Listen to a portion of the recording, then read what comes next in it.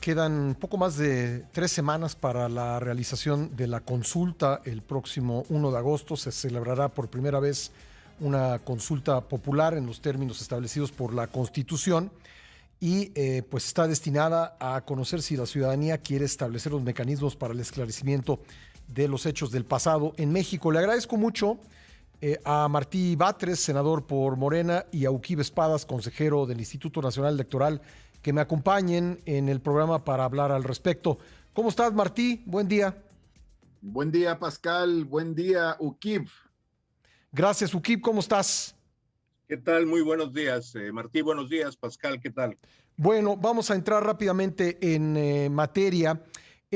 Martí, pues personas, digamos, de tu partido o vinculadas con tu partido, pues han señalado al Instituto Nacional Electoral de no hacer un esfuerzo suficiente para la difusión de esta consulta. ¿Es tu caso, Martí?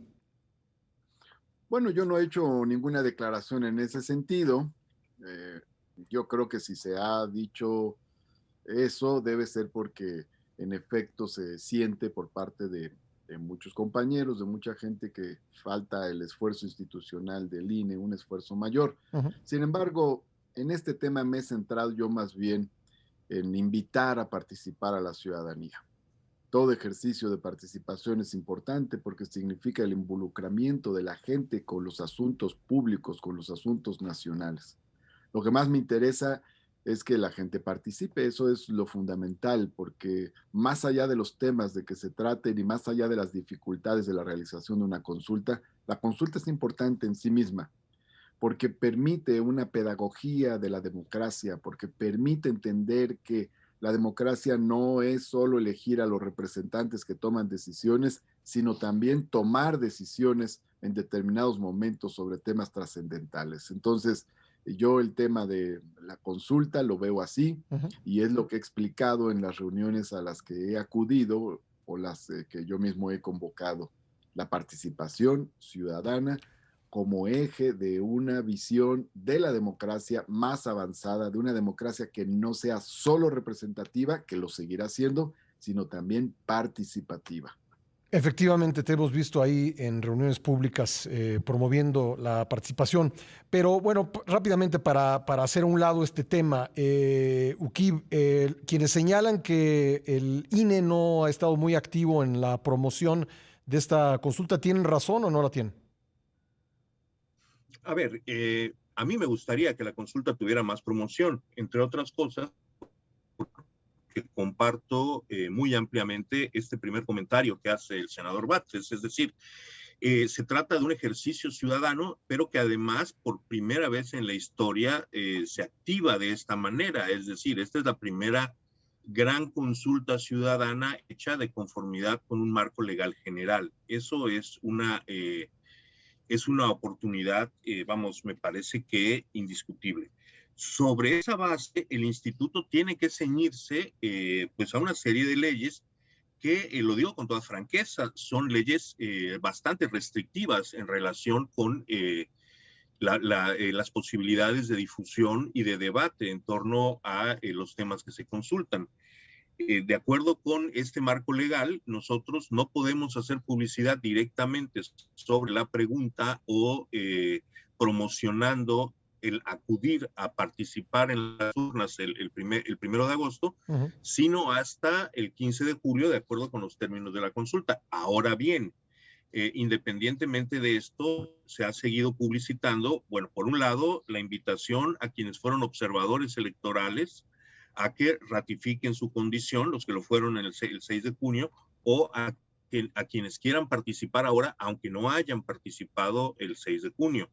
Se ha desplegado también ampliamente, tan ampliamente como el instituto puede, información sobre la capacitación a los funcionarios de casilla a través de los asistentes electorales.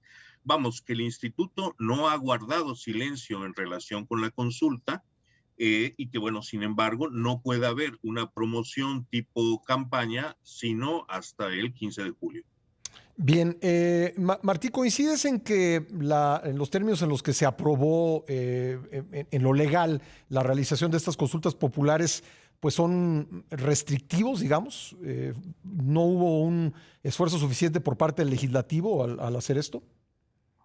Bueno, el esfuerzo del legislativo fue complejo porque intervienen muchos puntos de vista al respecto y preocupaciones de diversa índole. Estaba establecido ya la posible realización de estas consultas para el día de la jornada electoral.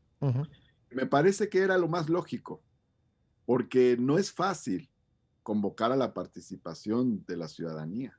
Si en una elección constitucional, fíjate, se considera que superar el 50% de la participación ciudadana es todo un éxito, y estamos hablando de apenas la mitad del electorado, poquito más, y eso se considera como un gran éxito, entonces en hacer otro esfuerzo de participación en otro momento, pues resulta todavía mucho más difícil, mucho más complejo.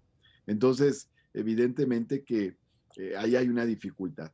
Sin embargo, la fecha se cambió a petición de la oposición porque la oposición pidió que no coincidieran en la jornada electoral las consultas populares y la revocación de mandato. En otras palabras, que la jornada electoral fuera una, la de las elecciones de los legisladores y gobernantes, que la consulta popular fuera en otra fecha y que la revocación de mandato fuera en otra fecha. De otra manera no hubieran aprobado todo el esquema. Entonces, ahí interviene pues, factores de carácter político por el interés de la oposición, en este caso, de disminuir al máximo posible la participación. Esa es la verdad. Pero fue la única forma de sacar la reforma constitucional para ello. Sí tiene complejidades de diverso tipo. Todavía hicimos algunas reformas en la parte ya final, previa, en la parte del periodo ordinario de sesiones, que terminó en abril, para incorporar otros elementos, por ejemplo, facilitar la representación ciudadana en las casillas para su vigilancia, por ejemplo, eso lo incorporamos ya en la última parte. También para reglamentar algunas cosas que se derivaban de la reforma constitucional, la posibilidad de que pueda haber consultas regionales, que pueda haber consultas no solo en el año electoral, sino en años no electorales, cosas que pues sí son, esas sí son más avanzadas, más progresivas. Pero sí tiene sus dificultades todo el esquema. Y quiero recuperar una cosa aquí que dijo Uquib, que es de la mayor importancia. Esta es la primera consulta convocada por los órganos del Estado en la historia de México. Aquí hay un antecedente en la Ciudad de México, que fue el plebiscito sobre el segundo piso, que fue convocado de acuerdo al estatuto de gobierno por el gobierno de la Ciudad de México, a petición de un conjunto de ciudadanos que juntaron firmas, en fin. Pero a nivel nacional, esta será la primera vez que se haga una consulta convocada por los órganos del Estado con esa formalidad. Porque todas las consultas que hemos conocido, la consulta zapatista, la consulta del FOBAPROA, las consultas de prioridades nacionales, en fin, y muchas más. Han sido informales, ¿no? Han sido convocadas por organizaciones de la sociedad civil, movimientos sociales, partidos políticos de oposición, legisladores en lo individual, y han tenido su resonancia, como aquella consulta del llamado plebiscito ciudadano para consultar si se elegía a los gobernantes de la Ciudad de México, realizada en 1993, sí. Y pocos años después fue la reforma para lograr eso. Pero esta es la primera vez que los órganos del Estado convocan a esta consulta. Estamos hablando de una consulta propuesta por la Presidencia de la República, votada en las dos cámaras del Congreso de la Unión, avalada constitucionalmente por la Suprema Corte de Justicia de la Nación. Y por cierto, fortalecida con millones de firmas que se presentaron también desde la ciudadanía. Muy bien. Para lograr. Perdón que te interrumpa, Martí. Tengo que hacer una pausa obligada, pero regresamos enseguida para concluir pues los puntos de vista que tienen ustedes sobre la consulta del 1 de agosto, si son tan amables. Regresamos enseguida. Agradezco mucho al senador Martí Batres y al consejero del INE, Uquib Espadas, que me hayan esperado para continuar esta plática, esta conversación sobre la consulta popular del 1 de agosto. Uquib, parte de la dificultad, hablaba el senador Batres, pues de la dificultad de convocar a la ciudadanía a participar y creo que parte de ello tendrá que ver con el hecho de que pues habrá una cantidad de mesas receptoras, no sé cómo se llaman formalmente, pero tú me lo dirás, de una tercera parte de las casillas que hubo en la elección del 6 de junio. ¿Cómo, en la logística, cómo va a funcionar esto para que la gente encuentre dónde puede ir a votar? A ver, es verdad que solo va a haber 57,000 mesas, pero ojo, eso no quiere decir que se vayan a hacer. Va a haber la tercera parte de mesas, pero no quiere decir que se vayan a reducir a la tercera parte los lugares de recepción de votación. Permíteme ponerte un ejemplo.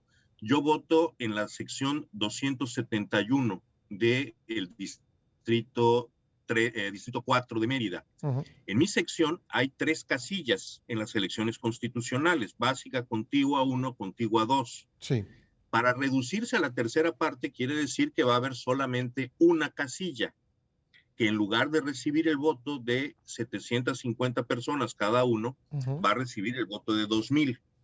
Pero eso quiere decir que, por ejemplo, mi esposa que vota en la contigua 2 y yo que voto en la contigua 1, pues iremos a votar a la casilla única que se establecerá muy probablemente en el mismo lugar. Bueno, yo creo que eso es importante y me parece muy importante lo que lo estás diciendo porque la gente está acostumbrada a ir a votar al mismo lugar y como acaba de ir a votar el 6 de junio, mucha gente fue a votar, pues debe saber que su casilla estará en el mismo sitio, nada más que no habrá básica, contigua y contigua 2, sino habrá una sola mesa receptora en el mismo lugar donde va a votar tradicionalmente, ¿es correcto? Para la mayoría de las personas, para algunas personas sí habrá cambio y digamos la casilla que estaba en una sección se trasladará a la sección de al lado. Sí. Lo cual querrá decir, eso se está cuidando mucho, que las distancias sean menores. Esto es muy factible en ciudades o en zonas densamente pobladas. Sí. Pensemos, por ejemplo, en la Ciudad de México o en otras grandes ciudades, incluso en algunas zonas aquí mismo en la Ciudad de Mérida. Es decir, es verdad que no todos van a encontrar la casilla exactamente en el mismo lugar en donde la encontraron el 6 de junio. La mayor parte de las personas sí. Algunas se tendrán que trasladar a la casilla de la sección vecina. Pero de cualquier manera, no podemos decir de ningún modo que la accesibilidad se reducirá en una tercera parte. No, no es así. Vamos, en la Ciudad de México hay secciones que tienen hasta 6 casillas. Evidentemente, estas al comprimirse generarán 2, porque por regla no podrá haber mesas con más de 2,000. Sí. Me parece que son 2,250. De acuerdo. Tuvimos esa discusión, no recuerdo cómo se resolvió. Ojo, esto está previsto en la forma legal, aunque técnicamente, jurídicamente no es aplicable para esta consulta, porque la reforma prevé que pues, para la consulta en curso ya no. Esto expresa una realidad material. A ver, por ejemplo, en 2018, en muchos lugares los ciudadanos recibimos 5 boletas en la casilla a la que acudimos. Y bueno, esas boletas a su vez tuvieron que ser computadas, etcétera. En esta ocasión se trata de una boleta única, lo cual hará que el proceso de votación sea muchísimo más ágil y desde luego el proceso de cómputo. Bien, perfecto. Me quedan 3 minutos, Martí, pero no quiero terminar sino preguntarte, como a manera de conclusión, pues, ¿qué tan importante es que se logre el mínimo de 40% para que sea vinculante esta consulta? Y de no lograrse, ¿qué efecto tendría esto sobre la imagen de las consultas populares? Bueno, yo creo que la consulta va a ser importante de todas maneras, Pascal, en cualquier circunstancia. O sea, que participe la gente es fundamental. No es lo mismo tomar una decisión una persona a tomar una decisión 1,000,000 de personas. Es decir, lo que estoy diciendo es que más allá de cuántos participen, es fundamental tomar decisiones convocando a la gente a participar. Esta es una forma, pero hay muchas otras formas de participación social y ciudadana. Aquí quiero hacer una crítica a la oposición. porque hay una grave incongruencia de quienes por un lado promovieron que las consultas no quedaran el mismo día de la jornada electoral y ahora promueven la abstención.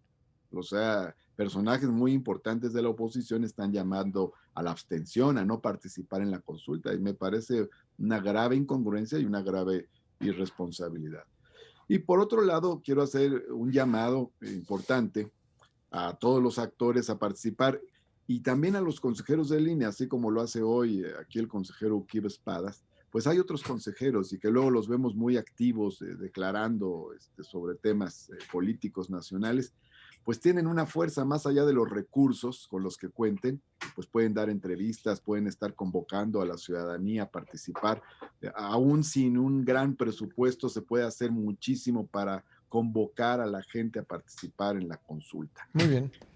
Para terminar, Pascal, sí, la consulta va a ser muy importante, va a ser la primera consulta que se realice con estas características que comentamos. En efecto, si se logra el 40% de la participación, será vinculante, será vinculatoria, será obligatoria para los órganos del Estado, pero si no se lograra esa participación, de todas maneras la consulta tiene una fuerza política, tiene una fuerza moral y tiene una característica que es la convocatoria a millones y millones de ciudadanas y ciudadanos a tomar parte activa en los asuntos del Estado, que no son asuntos de los políticos, sino asuntos de toda la población. Perfecto. Martí, te agradezco mucho que nos hayas acompañado esta mañana. Gracias, Pascal. Un abrazo, Ukif. Gracias también al consejero